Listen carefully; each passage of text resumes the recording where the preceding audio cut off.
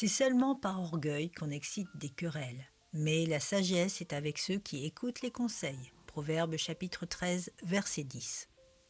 Combien de fois encore il nous arrive de réagir selon ce que l'on entend et non selon ce que Jésus nous demande de répondre.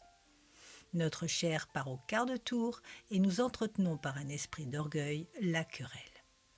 Que s'est-il passé ? Dans ce cas, nous avons un excès d'émotions qui dépasse notre raison et qui nous fait sortir de nos gonds. Avons-nous été blessés, vexés, touchés au plus profond de nous-mêmes ? Si nous sommes dans cet état, c'est certain. Mais alors, qu'en est-il de Jésus ? Que pense-t-il de cet épisode rempli de colère et d'orgueil ?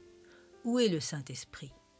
Frères et sœurs, Jésus à de multitudes reprises nous a montré comment réagir. Face à l'apôtre qui le trahit, il se fait embrasser. Face aux pharisiens, il s'éloigne sans calomnier. Face au Sanhédrin, il ne répond pas aux menaces. Face à Ponce Pilate, il ne cherche pas à user de son autorité.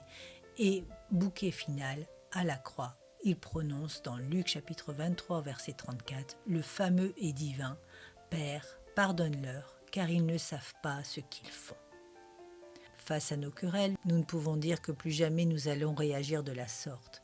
Mais nous pouvons, avec un état de repentance et de renoncement dans l'obéissance et la crainte de Dieu, nous fortifier et travailler à ne plus réagir avec la chair, mais en laissant Jésus faire son œuvre en nous.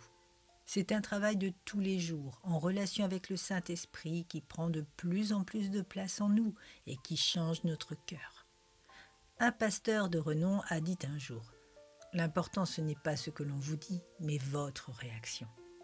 Il arrive souvent que Dieu parle au travers de ceux que l'on côtoie, pour nous façonner comme l'argile qui doit être modelée pour devenir un vase d'honneur.